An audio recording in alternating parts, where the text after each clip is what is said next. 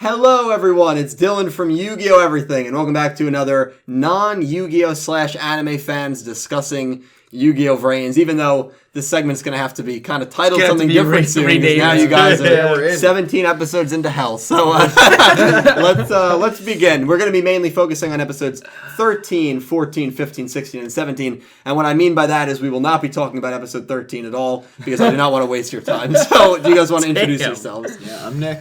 Pete. Cal. The same group. I've extended my invite to other friends. Unfortunately, I really don't have any other friends, so these are the only three that come over. But yeah, I mean, you pay us to be here. I do Full pay disclosure. them. Yeah, I do pay them. Probably not enough. My wire transfer was late last week. All right, you know what? Let's get on topic. Western Union. First things first. After episode 13, we had a big change in news. You know what happened because you saw a video of mine. And you two don't know what happened, but you two noticed things that are noticed different. a lot of things, and that's what we'll be focusing on right away. So what are some things that you guys noticed and probably said you liked a lot more from episodes 13 on? I mean, I'll go first, I guess. Yeah, I mean, first thing right there is that link summoning. That is so much better. It's so much quicker. It's so much smoother, and it just even the animation looks better of it. So that was definitely the first thing I noticed right off the bat. That was my big thing.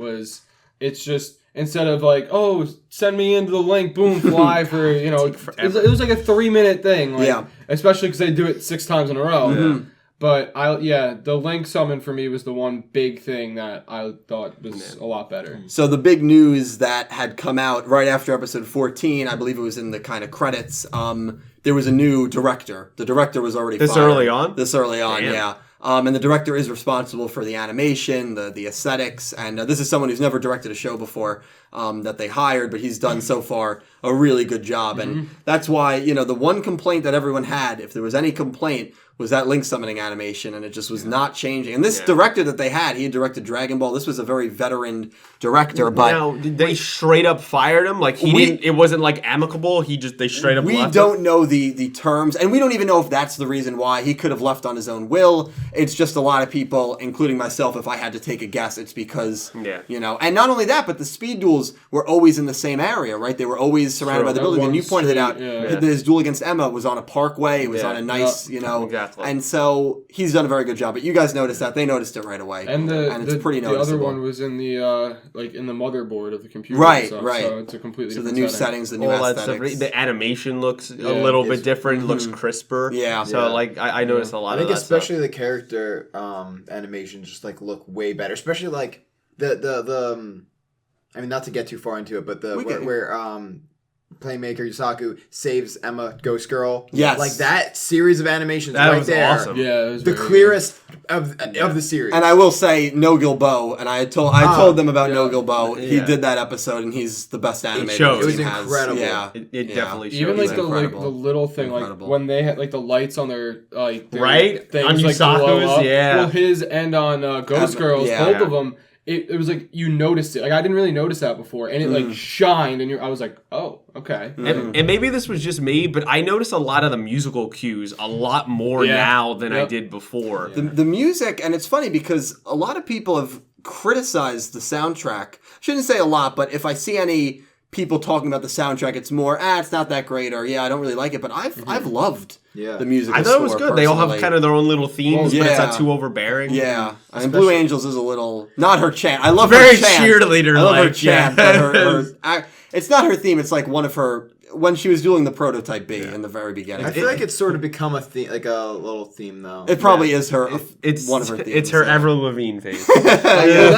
But like you said, I noticed the music, the transitions from one scene to another, how the music changes a lot more in the last few episodes, and probably isn't necessarily because of the new animation director, but there's definitely a change there. It's definitely more noticeable. But he's responsible for that stuff, so maybe he's more into having control over that, saying, hey, we should add this here or not do that. So Yeah, I mean, the thing, at first I was worried when I heard that. You never want to see something like that happen. But the main writer is still the main writer. And so the direction of the story most likely is not going to change. It's not going to change. And so when you lose your main head writer, that's when things can really go off the rails. So at least it was the director. And maybe they just wanted to spin up the creativity. I mean, obviously we're all responding positive to it. I'm sure everyone else is. So. Yeah, I have a lot of positivity from it. No one's really said, oh, this is horrible. Could have tried to follow the show. You know, they demoted... Before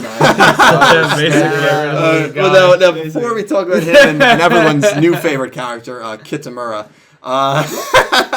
let's talk about Emma. Let's talk about Ghost Girl. We had some really, we had some time to focus on her character. I know you've seen my reviews. I know you two have not. I was harsh on her character. I don't. Yes, a little.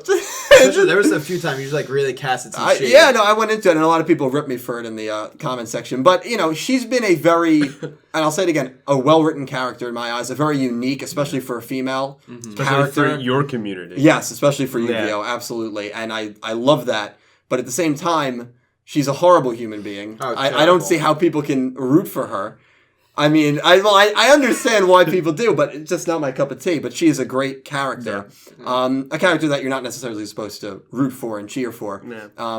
But what do you guys think? What do you guys think of Emma? What do you guys think of Ghost Girl after these last 4 episodes where she's been very involved and we've really seen her character in action? So I definitely agree that... Well, okay, I think she does have a soft spot. She definitely, like, she's human. Okay. But... Yeah, she's cruel, but I think the thing is, if she was dumb and cruel, I would not like her at all. But she's very smart. It seems like she plans for like every outcome. Like she said, she didn't lose to Yusaku on purpose. But either way, it benefited her. Because I listened to your review. Yeah, it was a win-win for her. And like everything she kind of has like sort of contingency plan for everything. It's calculated. You know, she's brilliant, and I think that's what makes her like so great is that she's a good spy, hacker, whatever. And I think that's what makes her likable. That's very understandable. And as you said, she is a genius, and you can't take away from her that she's a great duelist, and you can't take away from her that she's a great hacker. And she's a very smart, calculating person. Yeah. More so for devious intentions than good, more evil than good, in my opinion. But maybe you disagree. No, I mean, I don't know. I just like that kind of character. A lot of people like her. I have the unpopular opinion. A lot of people do like her. I feel like evil's kind of harsh, though. I think it's for selfish intentions. Yeah. Right. Evil's definitely harsh. I don't know. She's a mercenary. That's what she is. She goes to the highest bidder. But she gets off on inflicting emotional pain to other people. From my point of view. I mean, you're not totally wrong. And that is evil. That is extremely evil.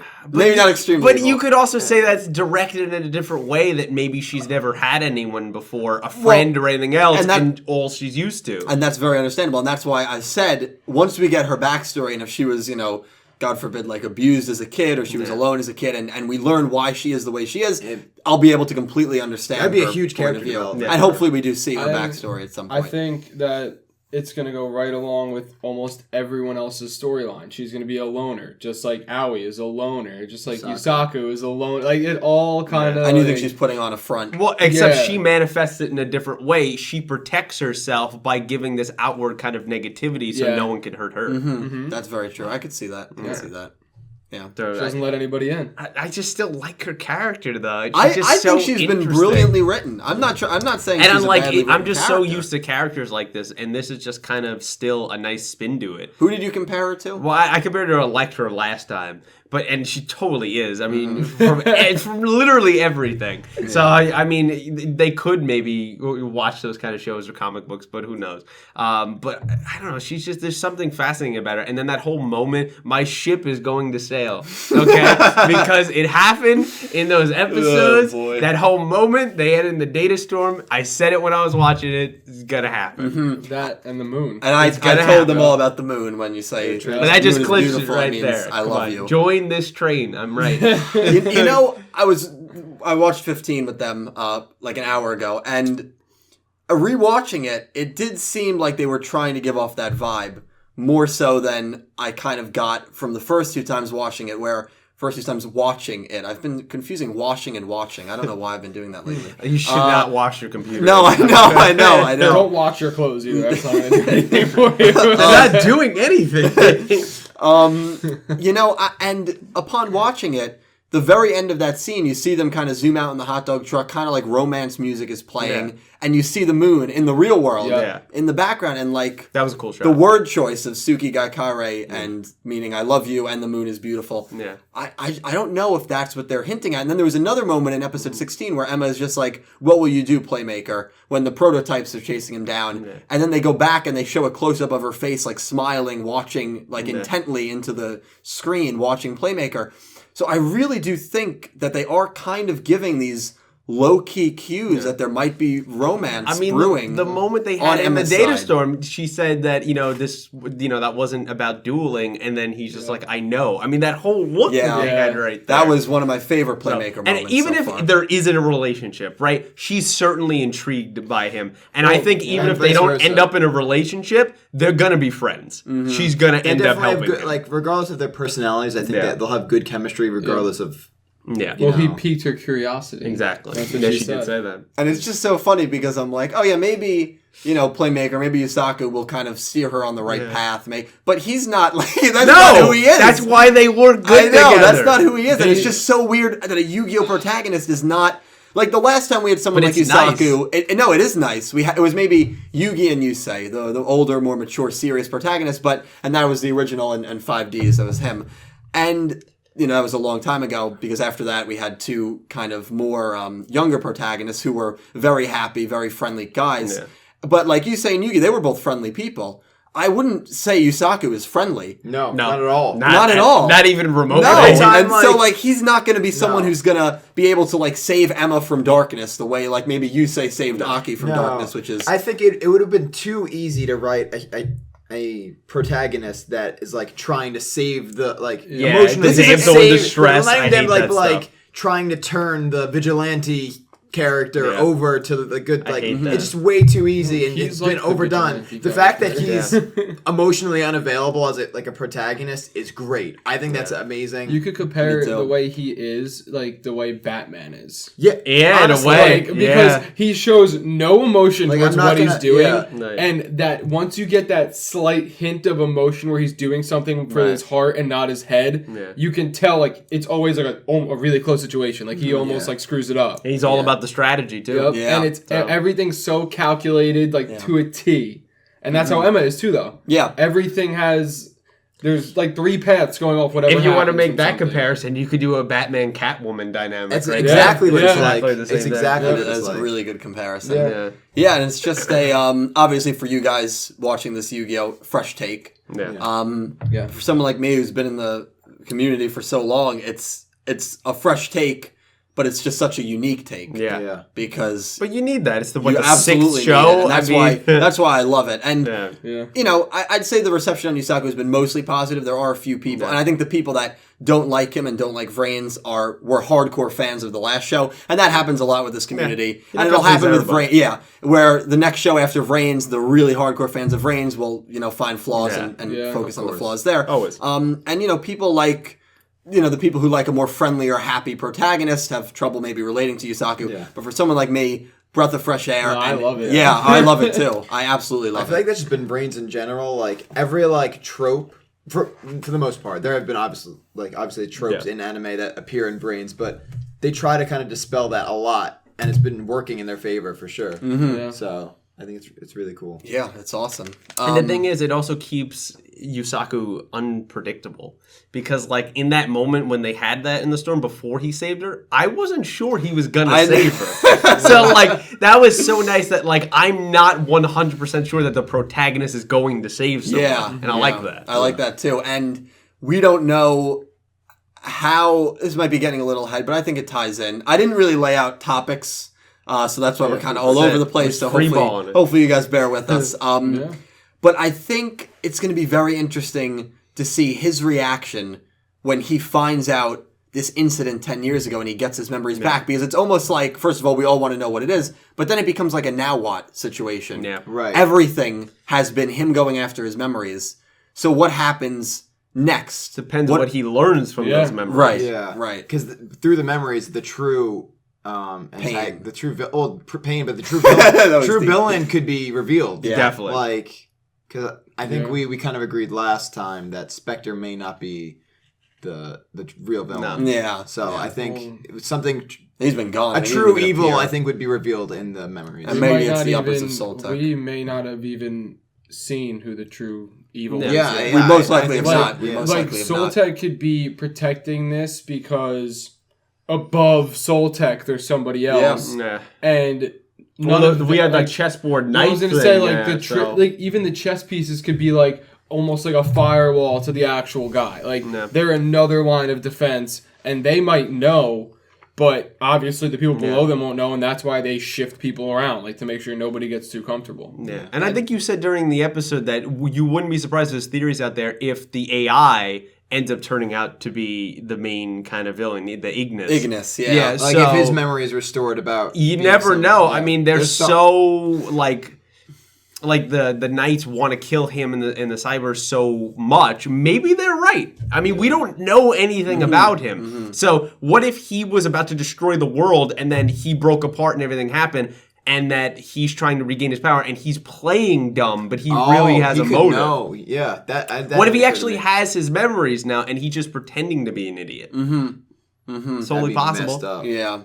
Now that'd be more interesting too, because I know Kusanagi has tried to like look into his memories. He's been unable to do it. But if Ignis is what Revolver says he is, this mastermind who wants to destroy everything, who's leading this robot revolution, which we kind of see with Roboppy and like exactly. That's such. I think that's more than just a joke. I think it is. Keep saying that as it goes on. When he's trying to corrupt all those robots in Yusaku's house, there's something weird there where it's like, even if it's not a robot revolution, maybe it's a subtle hint to give us that he has more sinister kind of things going on. Yeah. So I won't be as surprised if that 20 episodes from now, he's revealed that he's been the mastermind the whole time. He has an alternative plan. Now, how would you guys feel about that if he is the main? Actually, I think that'd be really interesting because right now I am annoyed by his character, and I feel like not only that, I feel like he's dull. Like if he was annoying, but he said like actual helpful things during those speed duels or master duels, I'd be like, all right, cool. But he says literally the most obvious thing, and that's the only gripe I have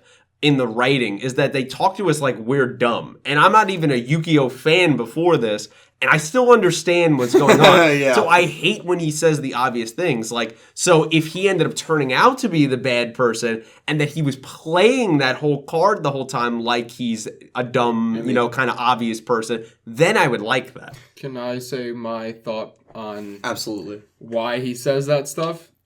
Because and this would agree with you saying that he's actually the mastermind behind everything. He's trying to still act like an AI. Right. Like how an AI says, you're like when the other AI is like, your plan will have, him with 0 LP remaining. So then he says like the obvious, like, what are you gonna do? Yeah. Like, you're gonna lose. And then like, even though clearly he could know with his free will and all that, Yusaku's got it. Like he already knows what he's doing next. Right. But he just acts like I'm just an AI sometimes to make sure that you remember he is an AI. Like it's an AI with free will, but you don't know how widespread the free will really is. Like he can like just block everything off from everybody else and act like an idiot for a little while, and then that's interesting. Can I say a theory that he just made me kind of think of right now? Yeah, absolutely. So what theories are loved on this channel. Yeah, so what if the entire a little too much. What if the entire time the reason why he's playing up that AI card is because maybe Yusaku, and maybe you never know, Emma, maybe any of these people, Revolver, maybe they're part of this 6 children thing going on, right? It seems like Yusaku and Revolver clearly are, right? Yeah. Maybe he needs to study them and gain information from them to get something, to achieve some goal that he almost had before anything was destroyed. So that's why he's actually forced himself into Yusaku's hands on purpose, just to kind of study them and learn about him and learn about everyone around him so he could have that information. And if they do go down that route, immediately when that gets revealed, he's already legit. Yeah. That already makes him legit. That already makes him a mastermind if he did this, if he planned all of this out. Yeah. And then we realize as the viewer, because at the moment we think Yusaku was the genius who trapped him in episode 1, but all of a sudden that would be good. They completely flip it, and now it's like, wait, did Yusaku It's like you thought you were in control, but it's been me the whole time. That would be great. And I actually, I know you want to say something. Right. No, it just because I realized when Pete said it that I messed up. I said Spectre before. I didn't mean Revolver. Okay. Spectre's kind of out of we don't know. We don't know anything about him. There's a better chance of Spectre being the main villain, I'd say, than Revolver. But absolutely. I'd say both of those are kind of... Revolver's going to turn. He'll definitely turn good. Spectre went ghost. He went go. That's the new term. Well, where is go? Go is gone. It's a whole nother time. Okay, wait. Now, since you said it, because so today I watched the reviews to prep for this, and when Dylan was talking about Go, and most people when they say like someone's been gone or something, they would say MIA, missing in action. Yeah. But instead, Dill says Go has been AFK. And I think that's so telling about just the world he's in now. Well, not only that, but this is a very VR-esque world. Which it is, so it makes sense. Yeah, he's away from his computer. That's just clever. It was clever, but I picked up on that immediately. I was like, wait a minute. Guys, if you could comment below anywhere I can get new friends, please let me know. Thanks. Oh, jeez. Nice. Yeah. But to not derail everything, as far as AI theories aside, the whole comic relief thing sometimes feels a little played out at this point. Mm-hmm. But what I do like about him right now is that lately he's been sort of not self-aware, not to the fact that he's an AI, self-aware of the fact of the show. Yeah, you where it's pointed that out. Where he said as soon as the data store was coming, he's like, I bet now you'll draw a comeback card. I was like, that happens every time. So it's funny that you say that. And he made that joke at that kid's card game. Right? Yeah, he made a joke about that. I bet you're really bad at Old Maid, which they usually don't I don't think they've ever mentioned real world card games. That's funny. cool. You break the fourth wall. Actually, now that you mention it, because I just did a video and I released it. We're recording this Friday night. I literally released it today, but I'll be releasing this Sunday. There was a scene in Yu-Gi-Oh! GX where they were playing Old Maid, Jaden and Cyrus. Wow, so it's a callback to... And maybe it is. That's so funny. And then you had that other little Easter egg, right, of that one... Sphere Karibo. Yeah,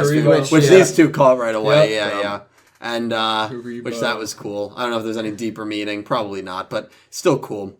But yeah, so right before we get to maybe predictions for going forward, let's get to that sequence. Yusaku enters the computer. Sure. He takes on Prototype A. Prototype B is harassing him. Our favorite girl, right? Favorite girl? Yeah. I thought it was honestly going to be Ghost Girl came in there, but that was an awesome reveal that it was Blue Angel. That was great. And that's why, if you don't watch this, if you don't read the summaries and you don't read the cast lists, I know I lose that aspect. Well, I don't want to give you a view number one, and then I know you don't want to give me that ad money. We can't pay your bills for you. 0.0001 cent per 20 views. Yeah, is that what it? But it's not. It's not that. It's pretty bad. Probably even less now. Yeah, it's pretty bad. You get like a penny for every 10,000 views. It's not that bad, but it's a joke. That was great. That was awesome. Yeah, I loved it. I loved it, and she. I feel like. I'm sorry, I didn't mean to. No, go because I was trying to transition. As far as obviously she proved she was a great duelist in her battle with Playmaker. Yeah, but she kicked ass. That prototype did not stand a chance. She was in control the entire time. She beat that prototype faster than Playmaker did. Yeah, she did. Yeah. I mean, maybe not sequence-wise. He might have beat it first. But either way, I don't remember. But either way, time-wise, dual from duration. Start to finish. Like that. Yeah. It was a joke to her. It was amazing. And the confidence. Yeah. She's a new character now. Yeah. It's great. Maybe that cover really helped her out there. But now it's funny because I still feel like there is a facade. Because when we see Aoi in the apartment in episode 16, you see she's still a little upset. I think that's more that she doesn't like that she's ousted. Okay. So that she's literally on house arrest. That's we're talking about a girl that probably has borderline depression, kind of suicidal thought things. She's at least a loner, right? And then you lock her in her house. She can't even go to school. She's locked in the house. So it's even freaking worse. Yeah. So, I think that was, a moment of not only her coming out as a duelist, but, Jesus, she's out of the house now. Mm-hmm. And she can finally do something. Yeah. And she put on a hell of a show for no one. Yeah. To her, no one's watching, but she was still having the time of her life and loving the duel. That joke, which she was just she was like, oh no, I'm down to 200 life points. Just kidding. Yeah. And I was just oh no, I'm about to lose. That got me. And she was oozing confidence. It was great. But I thought of it while we were sitting here that I feel like that may have it might be a stretch, but have something to do with Emma. because I feel like there was somewhat of a connection there when Emma realized it was an older sister kind of connection, like an older sister, like a role model-ish kind of connection there. Because Emma, when I was spying on Emma and Akira, she called after Akira left. She called her out, but obviously, like there's some sort of secret bond there where she's not going to out her to her she brother. didn't rat her. Right. Yeah, so like I feel like that that gave her like a little bit. Yeah, she was just like, I know you're there, Blue Angel, and then like she's sitting there, she's like, uh-oh. And then she talked Akira out of going back and going after her in the computer. She let her go. Yeah. So maybe that dynamic is going to form between them. I think that's an interesting thing going forward between the three of them. I honestly think, and again, I'm not a Yu-Gi-Oh fan, but this could be the first time we have two female protagonists like actually doing meaningful things. It is. This early in the show, at least. It absolutely is. I mean, I can't think of any Yu-Gi-Oh show where 17 episodes in, two competent, skilled, confident, and maybe facade-esque, and what I mean by that is, maybe there's deeper issues lying, deep characters, female characters in the show that are, so it's very exciting. So you don't think we're going to have like an issue, sorry to cut you off, you don't think we're going to have an issue where like, there's like a 50 episode gap of like them not dueling and then they die? It's too hard to predict. This girl started out incredible. The first 54 episodes. I don't want to see that. 54 episodes, she was incredible. Dude. And then after that, she just, I don't want to talk about it. Yeah, things went down. That doesn't happen. That scares me. There was a lot of executive meddling because with that show, there was a voice actress that was involved in a cult. And so they had to, like a BDSM cult. Yeah. Damn. Yeah. See, all right, I mean, that's cool. So were you hoping for satanic? I was hoping for like some wait, okay, before we have you guys seen VHS 2? I don't know. It's like a horror movie. It's like a skit horror movie where like there's like little vignettes of like scary like things, and the longest one in that movie is like a Chinese cult that they summon this demon. It's amazing. That's the best sequence in that movie, and that's what I thought. Like the way it wasn't her voice actress, but the way the cult got found out was one of the females got assaulted too badly, and she had to go to the hospital. And wow, that's a way to discover. Cult got discovered. And one of the voice actresses was involved. She was going to have an arc where she went after the cult that brought her up, but that was completely scrapped, so she lost like a mini 10-episode arc. That would have been great for her character afterwards. Now, and there was a lot of able to stay on still after that whole No, they replaced her. It wasn't this character. It was a different, and they replaced her voice actress right after, So getting back to the... Yeah, sorry. That is scary because like you just don't know what'll happen. What? We're not even 15% through the show yet. No, 50%. Which is awesome, but at the same time, it's terrifying. We still have another 34 episodes until we get to the point where she lost everything. That's always scary. A long time. So that's another like 66, about 66%. A lot can go wrong. Yeah. And that's what's scary because I remember like if there's any Avatar: The Last Airbender fans out there. I'm sure there are. So like Iroh's voice actor, he died like around the mid-season 2. So like when you watch the rest of that show, you could clearly tell there's a different voice actor there, and it just like ruined a lot of the aspect of his character because you clearly tell that they took out a lot of his lines that maybe he would have had, and he had a lot of like silent scenes because they didn't want to showcase so much that this is clearly a different voice actor. Yeah. And like I know it was like, if anyone knows the story, I know it was like the guy's understudy, so he did a decent job of his voice, but there was totally his voice was iconic. Yeah. Something tragic like that. Yeah. That's why you just never know. So anything can happen. Anything can happen. Yeah. But I mean, you have to judge so far. And they've done really good so far. Yeah.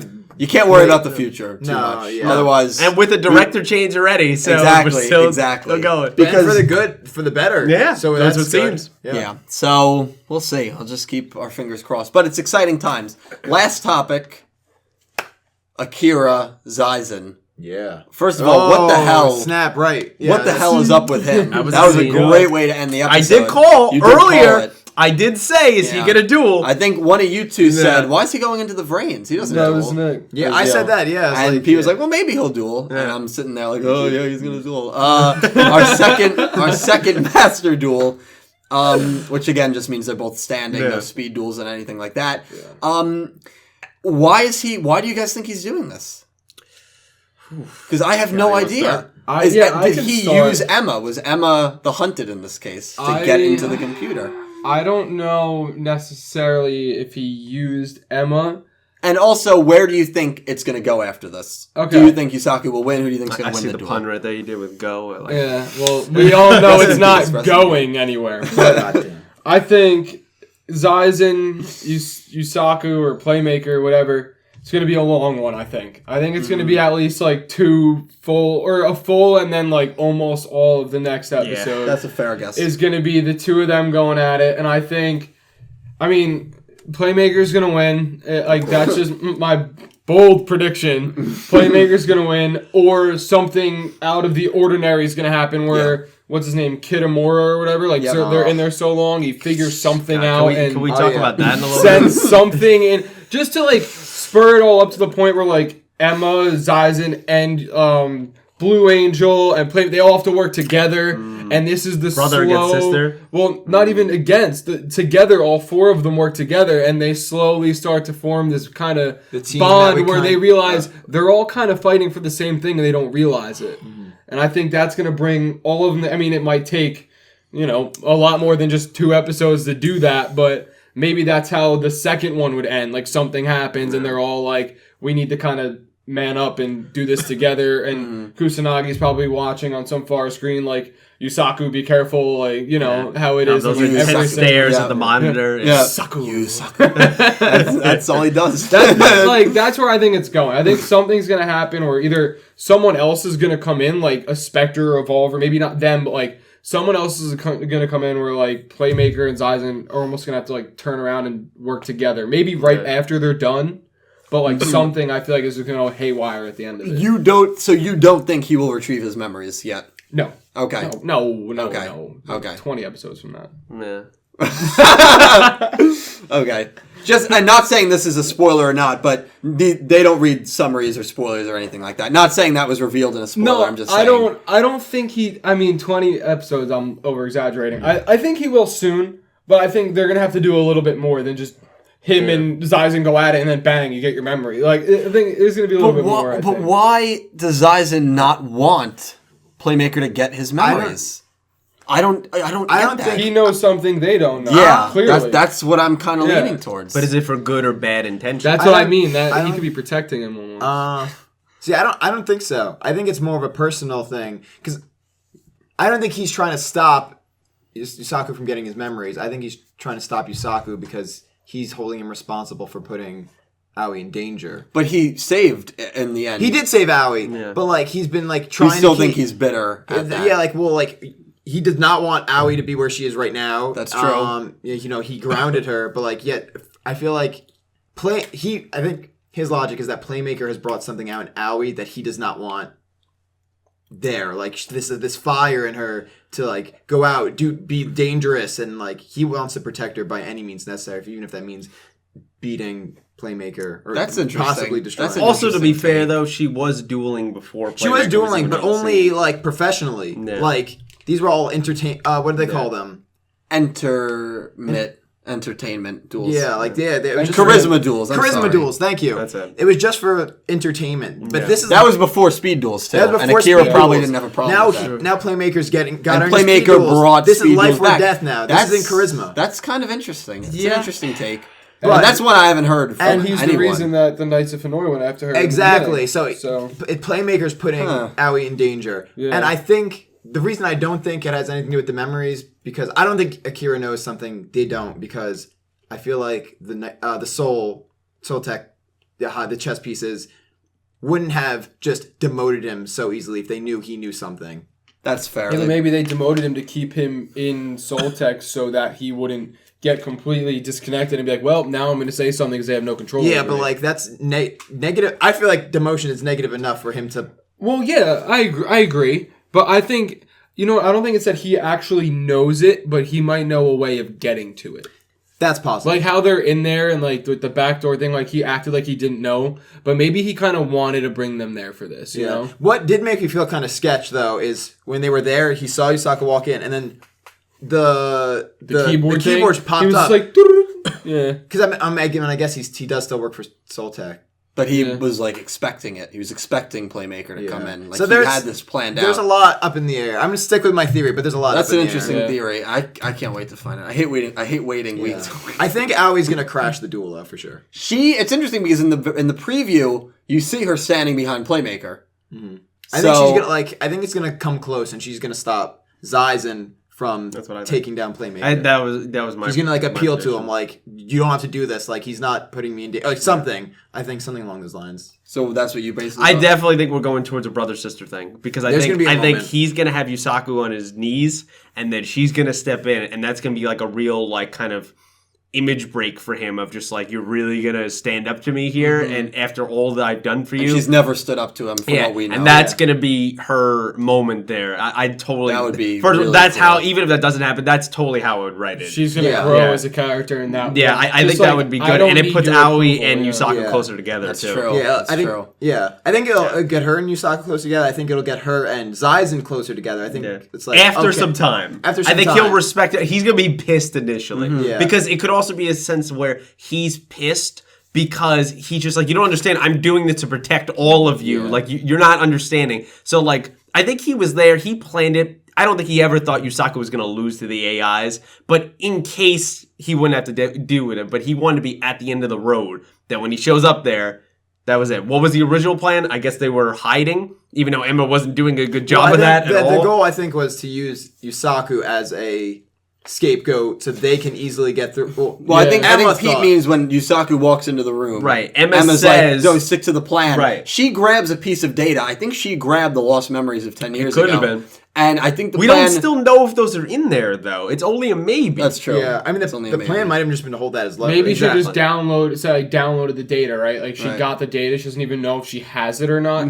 But she went in there and was like, "All right, I got all the data that I can get from in here. Let's hope this is it." And then she's like, "Stick to the plan, to get out." But what if the reason why he's stopping Yusaku is because he believes that that the information that they have is too powerful for one person to have, and he sort of knows what's in there, and he doesn't want one person to have that kind of information. It's way too much, especially for a hacker at Yusaku's level. So maybe that's why he's stopping him. That could be it. I mean, there's a lot. I mean, when Akira typed in the keys or the codes, when he typed on the keys, the code, you saw a platform. Sorry, I'm trying to get comfortable. You saw a platform fall down, and you also saw like a golden egg with a bunch of files in it, do something weird. So I don't know. There's a lot of weird crap. I mean, we're definitely gonna get obviously the answer or some kind of hints or something to it. So. But that was, it's not like I didn't see it coming, but it's definitely interesting. Yeah. It's definitely interesting going forward, right in the middle of Soul Technologies being able to watch all of this in their own server. Yeah, so because you figure all the chess pieces are watching very intently right now. And hopefully that other guy gets fired. Kitamura, we'll end on this note. Kitamura, what do you guys think? The absolute worst. Is he your least favorite character in the show? Easily. He probably beats Ignis, and he's right up there with Naoki. So wait, you hate Naoki more than Ignis? It might be, bro. I despise Naoki. Dude. I think he makes it look like Naoki could be an average protagonist for the show. That's what Kitamura does. He literally looks like my corporation bosses. Like he's just a perfect stereotypical version of that. He is. He's a dick, but he's like an unconfident I hope he's dick. only here for a very short period of time. Yeah, like the way he slumped in his chair, it's like this guy's weak. He's so weak. He's mindless. He's a puppet figure. Yeah, and that's how he was described to us before we even saw him. Yeah, that's what the chess pieces said. They wanted someone that follows orders and easy to manipulate. Exactly. That's literally what Which means that in the background, even though he's demoted, Akira has the power, maybe even over those chess pieces. Yeah, you never know. What if he wants that information for himself because it gives him leverage over the company? What if he takes over the company? Never know. There's a lot of ways it could go. Literally anyway. We did get another new character. Hayami, I believe is her name. The girl that brings Akira coffee. Right. I missed I didn't get her name, but fangirl, saluting him. I think she's not even good at her job. I think she's the best girl in the show. I don't think we're going to see a lot of her. I tweeted that. She's going to be a very minor character. Either mine, I feel like they wouldn't just introduce. Maybe they would. Yeah, but I mean, it's a tasteless love interest. Not tasteless, but you know what I mean, like not even tact. Just like a small little love interest that means nothing, especially with a character like Akira. I feel like either they're not going to do anything with it at all, or like she could be something. Come back to it. Come back to something darker than the one thing it could be is that like we don't necessarily have to expand on her character, but it could be more like it shows the power he has within the company and how many people are loyal to him. So if he was to make a move, he has the whole company or most of it behind him. So that's a good point. It could be something like that. I think she's the female Naoki.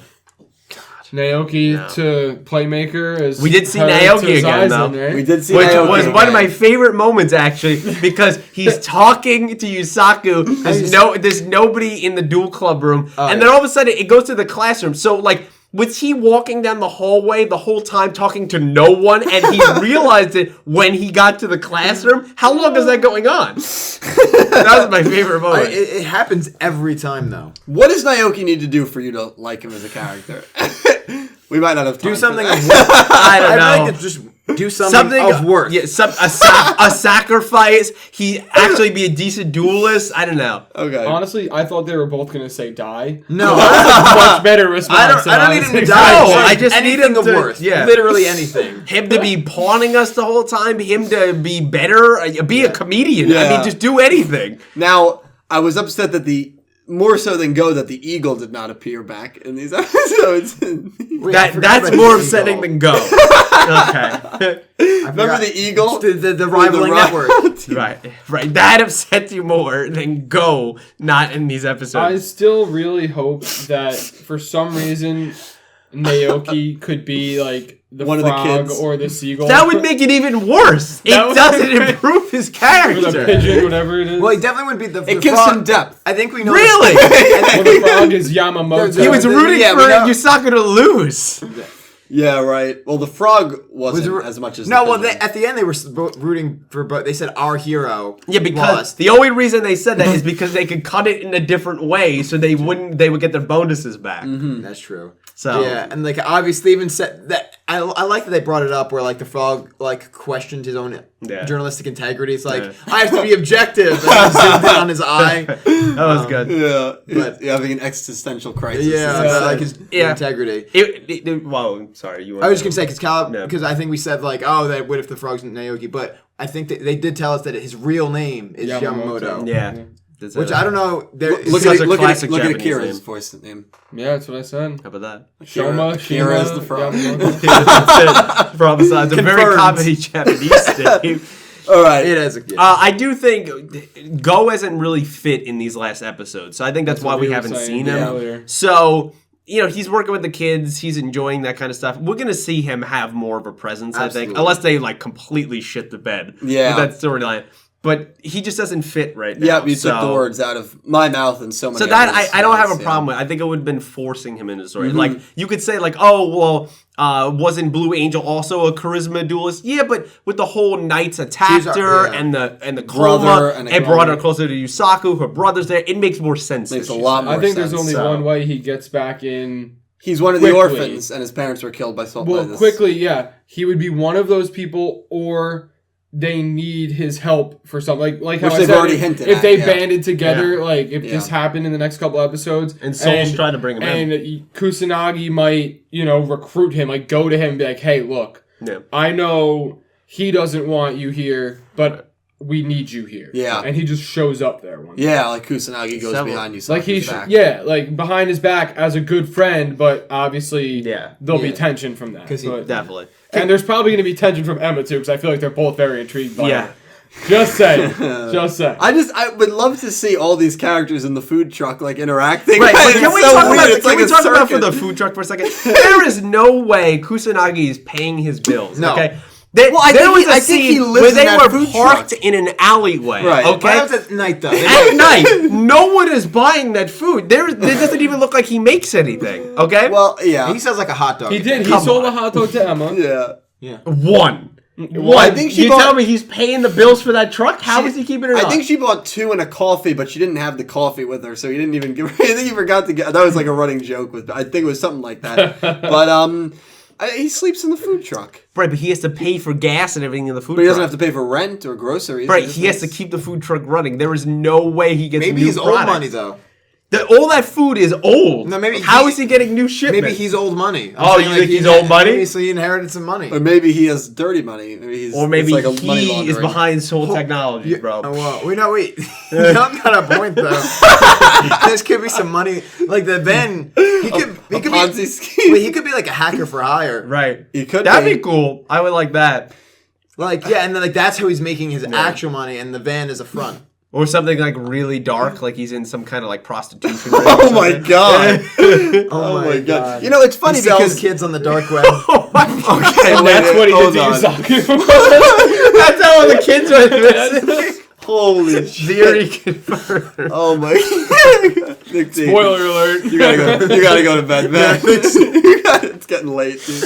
Oh, that was amazing. Oh, Jesus Christ. We lost all our credit in that one moment. Yeah, I know. Our whole 45-minute video ruined it.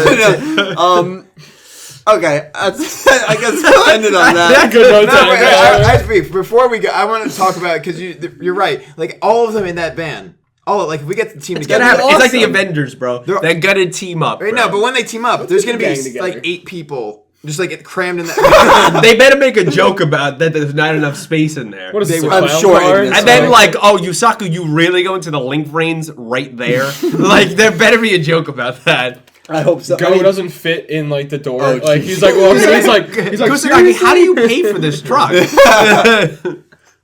Oh man, I'm excited to see all these characters interact with each other, and hopefully they do form a team. Did we miss anything? I think we got it all. Yeah, I think we got it all. Well, you did want to. You said you didn't want to talk about it, but episode 13, I guess a lot of people were pissed about. A good amount of people were annoyed. It was a flashback episode so early. It was a recap episode. But to me, I really do believe that was a transitional episode from director to new director that let the new director have an extra week to get his kind of wiggle room. Yeah.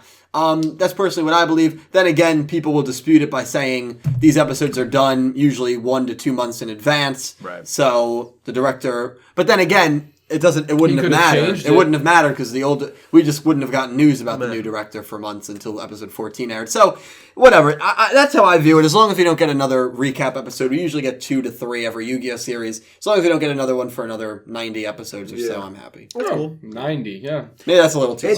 Yeah. How are we gonna? No, I was to say. So you think it'll go like a 150? This kind of show? I think it'll go 3 years. Every Yu-Gi-Oh show's gone 3 years after GX. Yeah. Damn. I can't even imagine how we go from here. Because this whole storyline can't last 150 episodes. It seems like the first arc is almost coming to an end. If Yusaku gets his memories, the first arc is over, and then the next arc will begin with him going after whoever stole his passaway. Yeah. He turns into the antagonist. That could happen. I mean, that was what Arc 5 was all about, and they handled it really well. They did. Woo! All right. We got to get an Arc 5 diss in there every video. Unfortunately. But I mean, that's the scary thing. 50 episodes through Arc 5, everyone was saying, including myself, it's going to be the best Yu-Gi-Oh show ever. And just that's a lot. That's a lot of episodes. It's a lot of time. It's a lot of great episodes. It's a year of enjoying, and there's just a lot of time for things to go horribly wrong. But we have an experienced writer. This is the guy who also wrote Zexal, which he improved greatly on at the end. We have it seems a very good core set of characters. And I'm excited for it. I'm excited for it too. Good. And you can't worry about that kind of stuff. If it happens, it happens, and you'll call it out. But can't worry about it right now. Definitely. So anyway, guys, thank you so much for watching. Our non-Yu-Gi-Oh! / anime fans discuss VRAINS 13, 14, 15, 16, and 17.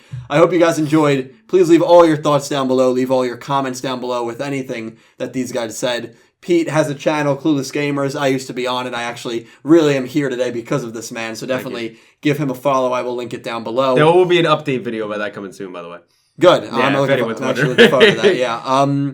And yeah, so guys, thank you so much for coming on. I do want to say one thing. It just hit midnight here, so this is Dylan's birthday. Happy birthday, Thank you. I was hoping we made it. Yes, and we I'm did. so happy. Yeah, so even though you guys will be seeing this the next day on Sunday, just September 9th, we're still going to happy birthday down below. Thank you guys. I appreciate it. You guys were the first ones in the U.S. Also, can you comment below a better title for this series? Because we're going to need one now. Yeah, give us a series title. Yeah, give us a series title.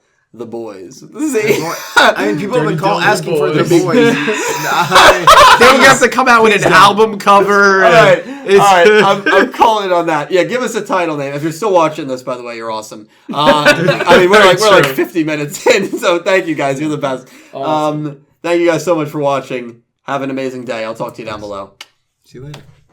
Awesome. See ya. Yeah, lights off, but this is just something that I can't get my mind off. And I'm running from the truth, thinking about you.